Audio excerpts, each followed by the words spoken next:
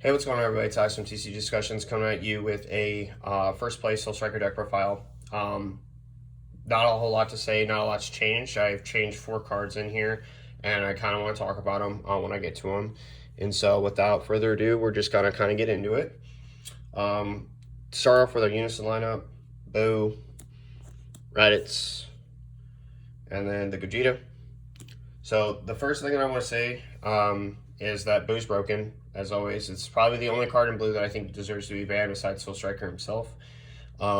This Raditz Giant Force is the second best Unison for the leader other than this one. I do not think that the Baby Unison is better than this. I think that this is just really good. Baby Unison's better for pressure and free counters, and that's like all fine, but like you really don't need that Unison when this exists. Like if you're in turn 3 and you play Baby Unison and you're holding this card in your hand because of Baby Unison, I think you're doing something wrong. So I'd still play 4 of this if this Unison got banned, which it should be banned. This is probably the only other thing I'd look at it banning. But I do want to talk about this real quick. So like I said, I have a level 2 judge, and the ruling to minus this and give it its dual attack back was a ruling he gave me. This isn't something like I made up on my own. And a subscriber has been in conversation with me about that card, the Gogeta card. So we messaged Mr. Fashbinder about it, and Mr. Fashbinder got back to us. He explained that the dual attack is an auto that goes into pending.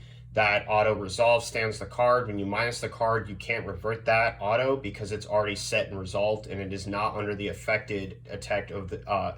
It is not an auto that is affected by the revert. So long story short, to tell you guys from my previous video on this, I was wrong, okay? I think it's a very good thing for me to admit to that, and I deeply apologize if I have misled you guys in any way about that. It was never my intention, right? So if you've played this deck in my version in tournament and you've done that and you said this is the ruling, this is a level 2 guy who, you know, his judge is level 2, and no knock to my judge, Jay, but he is literally one of the most prolific judges in this game, period. So when he said that you could do that and it did that, I trusted him. But there's it's really actually super complicated to understand the auto resolve and card text situation with this. So long story short, that auto goes into pending. The card stands. That auto can't be retriggered, and the base reset of it going back to dual attack, even though, like, so for example, if you take the Vegex Unison and the leader buffs it with double strike and then you -4 to give it dual attack, the double strike goes away. However, taking something away from it is not the same thing as adding something to it that's already been there. That auto resolve, because it's part of a keyword skill of the Unison, is not something that can reset. So long story short, I deeply again apologize. It was never again my intention to mislead you guys. So you know, that subscriber who told me that in the comment section, thank you. And we did some homework and got that resolved. So do note that if you watch my previous profile and I talk about this thing basically being a triple attacker, that is not correct. So don't play it that way. That being said, this Unison is completely stupid. All the time, your opponent will forget that a Saiyan in rest mode will prevent you from taking damage. Its -1 ability to bounce 2 cards is completely stupid. If this thing has 1 marker and they leave it there because they don't care about it anymore because they can't get God Sealing, it's a 20k dual attack, removal 2, and then replay or play of another Unison. So, you know, like, it's really good. And yeah, so it's still one of the strongest cards in the deck and easily broken because it free plays a 20k attacker, removes 2 cards, and that's this guy right here. We play the 4 Trunks and then wrap it off with our skillless package. We've got our 3 Gohan. I've been in conversation with one of my friends who also plays blue. He talks about this card that he prefers it to. I'm going to tell you, 3 is the sweet spot. 3 of this card you see it enough that if your opponent is taking their own life, you're going to be able to get it online early, right? So if you get a skillless this and you're Unison and you draw a lot of cards in the deck, so the odds that happens is really high, you're going to just blow them out of the water. I've killed people on turn 4 because of this card. So if you think about this card, it's also a ramp to your energy, which means if you don't use the effect to restand him, you're going to get to 4. You're at 4, you'll be at 5, and then next turn technically you'll be at 6. So you'll be at 6 energy. That means you can play an ape and still have an energy back, which is ridiculous. Had a game where I had a game in the tournament where I played this down twice against them, and I used it 3 times total in the tournament. And one of the games it swung 3 times. So that's insane value. 3 30K triple strike swings at your opponent is just really, really good. And the board wipe, it was absurd as well. So really, really like this card. It really punishes people. I've defeated people on turn 4 with this card way too much for it to not be a consistent present force in the deck. 2 Son Goku Calamity Challenger. One of the best cards in the deck. A deflect blocker that draws a card, like, just completely nuts. Especially with the Gogeta Unison, because you can block with it and then being the Unison. Is they're going to swing in the Unison and turn off God Ceiling. I mean, you block with it, and then, like, you buff the Unison with, like, a bean or 2, and now it's a 30K card. They're not going to swing at that thing. Not without taking serious attack resources at it to prevent your God Ceiling or something else. So onto our Trunks package, we've got Heroic Prospects and God Ceiling. Both of these cards, absolutely fantastic in the deck. Absolutely fantastic in the deck. I love it. This is the right ratio. We side the 4th prospect if it's needed. And God Ceiling is just actually too powerful of a counter card. Like, it's one of the reasons why I love playing blue. Onto our tech cards. We play 4 of the Ape and Soul Striker. This is absurd. I had a game where 3 of these were in drop area and I drew 6 cards in 1 turn. So, yeah, just absolutely bonkers. So we took out the Gohan blocker and we placed it with these 2 cards. So, why these 2 cards? Number 1, this card is an early deterrent against high-level aggro, and Sin Shenron is probably the biggest struggle point for this deck, because it can put up massive swings, multiple critical attacks, massive swings that can be critical. It has a blocker, so you're not going to get the leader to really deal damage. It can stand stuff. It's absurd. And the fact that the Natron Unison taps your Unisons, Power of a Super Saiyan being a card which needs to be banned, all these things, it just really, really hurts. The Gohan doesn't do as much in the matchup. These cards, however, do, and they're not just for Sin, which is like a matchup that's bad naturally for you. It's like for everything. So this card is a card that you can either use for combo, or you can tap that blue and bottom deck 2 cards 3 or less. So basically, the barrier, non-barrier 3 or less card is just going to go. So that's why we play this card. The thing that stinks about it is I do see it in my hand a lot, and I'm like, I can't charge it, which hurts, and I can't use it for, I'd have to tap an energy to use it for combos. So does it help, when you're shotgunning or defending? Absolutely. Does it get bottom decked with a super combo often? Yeah, pretty often. But this card, Barrier of Hope, I needed barrier removal specifically, and that was one of the reasons why I chose this card, so that I could have something that would remove a card and then allow me to do what I need to do, right? So this card for 3 energy will bounce a card ignoring barrier to your opponent's hand, then draw 2 cards. It's also a free 5K combo, so it's not overtly dead either way.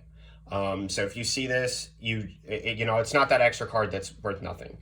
But with your leader, it's a tap 3 barrier removal bounce to your opponent's hand and a draw 2, and then a swing, untap 2, draw 2. So basically for 1 energy, you drew 3 cards and untapped 2 energy, which is really, really strong.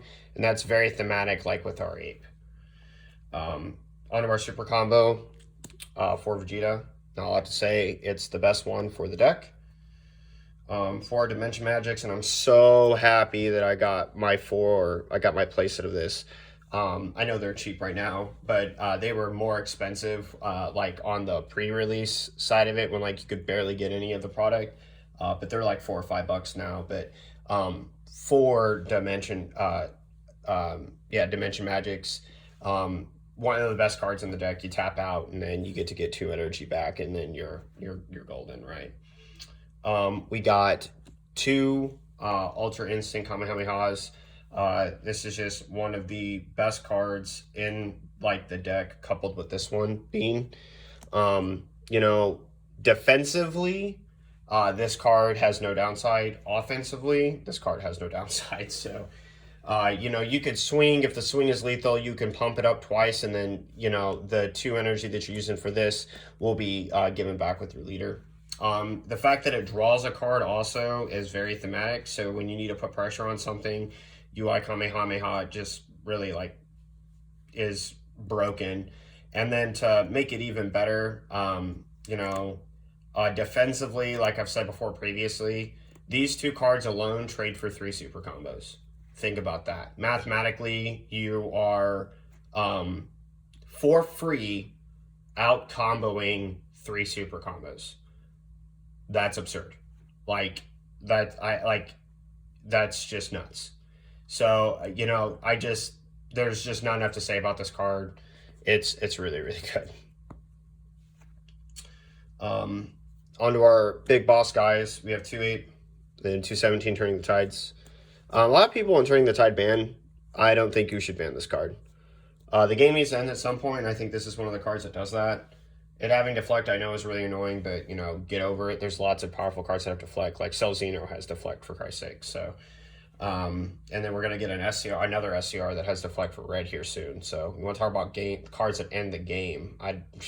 You know, Turning the Tide is going to be mild compared to a card that we played on turn 4. So, but, you know, Turning Tide's a super good card, really powerful, has that, you know, that ability to just shuffle your opponent's hand in. I did have the ability to Turning the Tide my opponent, yet I did not. Yeah, I just didn't need to. Fu just ends the game, so there's that. Onto our Overwhelms, we play 1 Fu, 1 Secret ID. This is going to change. These cards are absolutely incredible. Somebody asked me about why I don't play Fighting Against Fate. This is a person in real life. This deck does have good removal between the Boo, the Gogeta, the Gohan, you know, Skill Sharpened, the Barrier, Barrier of Hope, right? So, like, we have removal. So why would we need this? Well, the thing is that this is a free card that can just hit multiple cards, so I don't have to minus my Unison.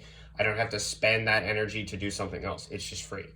It being a free 25k pressure piece, you know, like, if I need to cinch that game or that damage to put them in range for the Gohan, I'll do it. So, yeah, it's just really powerful. Fu is Fu. A lot of people are like wanting this card banned. I don't agree with that either. Again, if we're at turn 6, the game needs to end at some point, and I'm okay with this card coming down, especially because Blue has God Sealing, right? Blue has like a direct counter that makes this card terrible, right? If you play against the Mirror or something, like, this card is just not very good unless their Unison's markers are under 2. So, yeah, it's just something to consider. And then the most broken card in the game. If there was an SCR that needed to be banned, and I'm not saying any of them do, I would immediately look at this card. This is completely unfair compared to every other color's SCR, and I just don't care what anyone says. This card is... I played against a Kefla, not a Kefla, but a Kaba, like, Kaba deck from set 15. And I'm just going to just outright say, like, decks that have a rival, decks that, like, you know, are hyper aggressive, this card getting online and shutting them down is ridiculous. Like it's just ridiculous.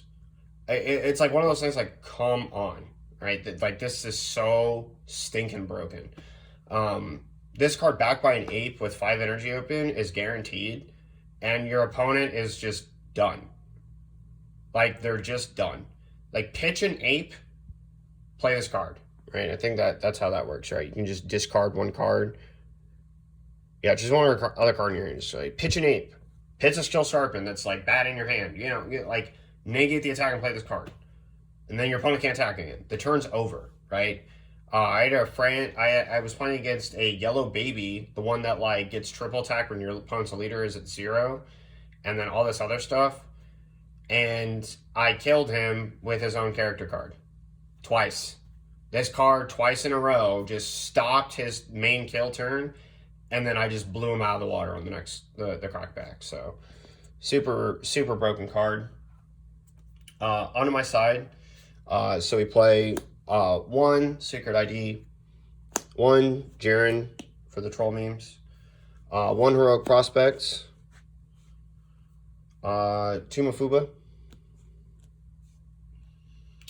We do play 3 of the Unbelievable Might. This is just for increased barrier removal. So like if I go against, for example, like Kid Icarus, I will take out the Skill Sharpen and place this in here. Skill Sharpen might be good. I might look at taking out, but like the point is to get rid of like Slug and Poutine. Specifically. Dirty Burst. This is a card that I have more coming in, but I'm going to bring it in against Sin Shenron because after Dirty Burst is played, their turn's over. And then Protector of the People, I will take out these 2 for Dirty Burst. And then last but not least, if Hand Destruction thinks they have a chance, they just really don't. Dabura. This variant of Soul Striker will absolutely decimate any Hand Destruction deck in the game. Not close. There's just not enough cards. You have too much free removal. You have Apes. You have Dabura. You have Barrier. You have your leader draws 2. It draws 2 early. And Cell Surge can't stall enough. There's not enough stalling in Cell Surge for them to be able to do it. You know, for every rebrand they play, you have 2 ape. You have an ape. For every, every card you're playing, you're drawing 2 cards between your leader swing and the, your unisons with like the Raditz ape unison and then Boo. Like you just beat Hand Destruction out of Oblivion. So yeah, that's pretty much it for my deck profile, guys. Again, I just want to deeply apologize for that ruling. I want to really thank that subscriber who, took the time, watched my video, watches my content to come forward with that. I really want to thank you. I will be humble and admit that was my mistake for not trying to dig deeper with my level 2 judge and have him look into it. I actually told him, hey, like, I need you to talk to other judges or find this ruling because I have a guy telling me online that's not how it works. So, I don't want to be misplaying, misguiding, or, cheating in any way. Like, that's just not how I roll. And, yeah, super honest guy. So, I hope you guys, learned a little bit about that. And, I again just apologize and sincerely thank that subscriber who took the time out of their day to help correct me and make me a better player. So that's it for this video, guys. I hope you enjoyed it. Thank you so much for watching. And this is Awesome TCG Discussions signing off. I'll see you guys soon with another video. Later.